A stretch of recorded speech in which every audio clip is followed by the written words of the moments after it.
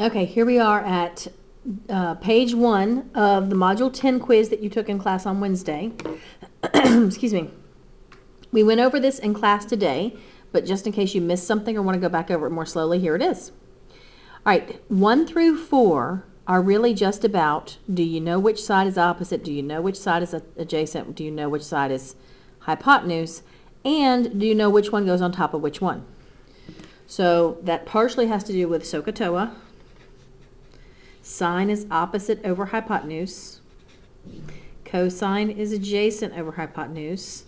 And tangent is opposite over adjacent. And it partially has to do with recognizing which is which. So, in terms of opposite, hypotenuse, and adjacent.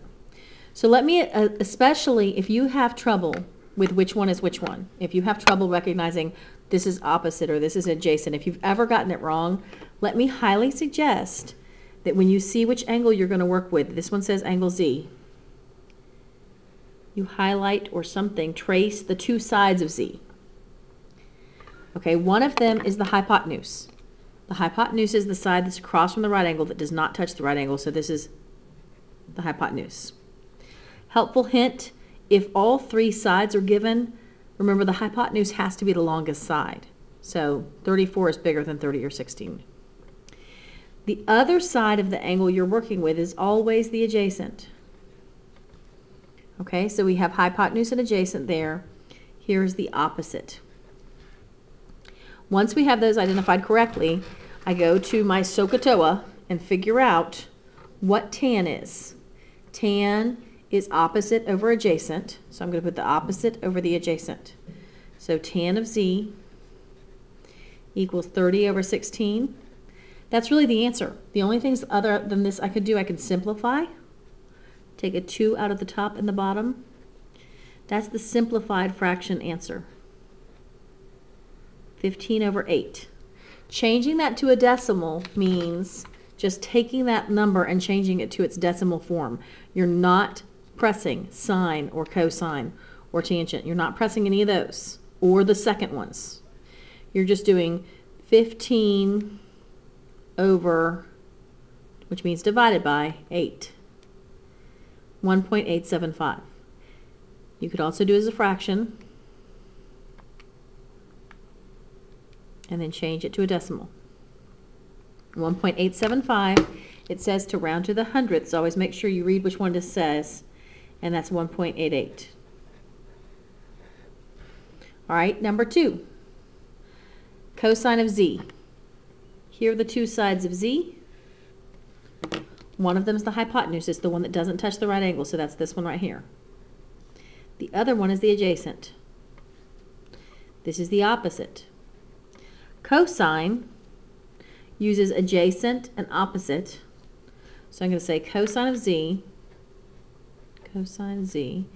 equals adjacent over, not opposite, I said adjacent over opposite, but that's hypotenuse. Adjacent hypotenuse, and that's 37. So 35 over 37 can't be reduced, so that's it. Changing it to a decimal, easiest way is just 35 divided by 37. I get 0.95.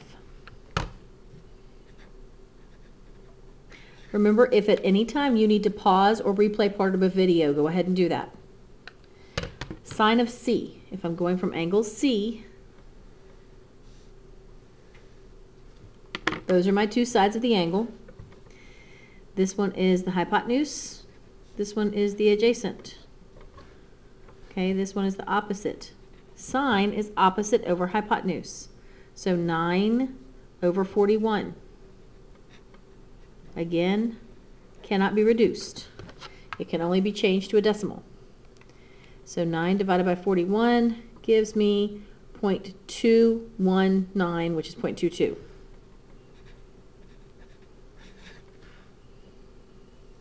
Okay, number 4, tangent of angle C. Here's angle C. Those are the two sides. One of them is the hypotenuse. The other is the adjacent. That leaves me the opposite over here. Okay, tan means opposite over adjacent. So this one over this one.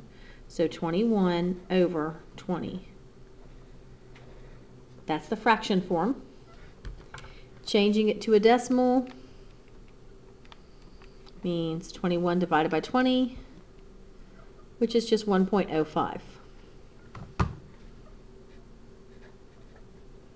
All right, so that's all you're being asked to do here. If it asks you for the value of the sine or just find the sine, anytime it asks you for find the sine, find the cosine, find the tangent, if they give you all the sides, they're asking you just to set up this ratio. Now, they might also want you to change it to a decimal, but that does not involve pressing sine or cosine or tangent. Okay, one thing you might want to, well, I'll tell you this on the review, so look at the review too. Number 5, okay, find the missing side. Round to the nearest tenth. Okay, so now I'm using sine, cosine, tangent to find missing side lengths. So first of all, here's my angle, the 48. This is the hypotenuse. This is the adjacent. So this is the opposite. So the two sides that I'm working with here are the one that says x and the one that says 12. There's nothing going on over here.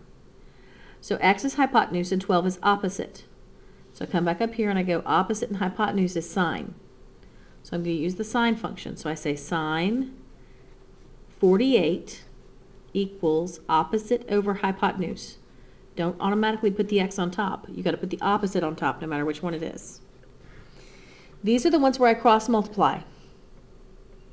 Okay? The only ones where I don't cross multiply basically when I'm trying to find something is when I'm finding an angle. So I want to cross multiply. That gives me sine of 48 times x equals 12 times 1. X still needs to get by itself. So I'm going to divide by sine of 48 on both sides. Once x is by itself, notice I have not picked up my calculator until now. Now it's time to pick up my calculator. It says to do 12 divided by sine of 48. So that's exactly what I'll do. 12 over means divided by sine of 48. That's 16.147 to the nearest tenth is what it says. So that's 1, and I look at the 4, and the 4 says don't go up. So it's 16.1. Now please notice, remember, we just found a missing side length.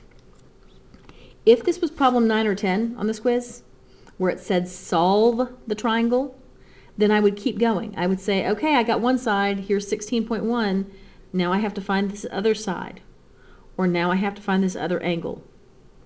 There are 3 sides in every triangle and 3 angles in every triangle. If you're asked to solve, you're being asked to find all of them. This was just asking me to find that missing side length, so I stop here. Same here. I need to find a missing side. Highlight my angle here. It's got 2 sides. One of them is the hypotenuse. The other is the adjacent. Here is the opposite. This time the x is the adjacent, the 11 is the hypotenuse. Those are the 2 I'm going to use. That means I'm going to use the cosine because adjacent, hypotenuse goes with cosine. So cosine 57 equals adjacent over hypotenuse. Notice that all of this that I'm using on 5 and 6 is just plain old regular sine and cosine, etc. The only time I use inverse is when I'm trying to find an angle. I already know my angle is 57. So, and I'm talking about when I'm trying to find an angle and I don't know any of them. I don't know any of the 2 other than the right. Okay, like if I wanted to find this angle right now, I wouldn't need to use an inverse. I'd just subtract from 90. 90 minus 57. And that would give me 33. Okay, so the only time I'm using the inverse is if I only have side lengths and I need to find an angle. So this, I'm just regular old cosine. I'm sorry, I picked up my calculator too early. I keep telling you not to do that, but I did it. Get x alone first. Only when x is alone do you know what to put in the calculator. So that's 11 times cosine of 57. That gives me 5.99. If it's to round to the nearest tenth, that actually rounds up to 6.0. So x is about 6.0. And again, if this said solve the triangle, I would keep going from there. I would say, okay, here, this side's 6. I already knew the hypotenuse was 11. Now I got to find this side. And the easiest way to do that would probably be Pythagorean theorem. I do 6 squared plus whatever this side's called squared equals 11 squared. All right, so that's the first page. New video for the second page.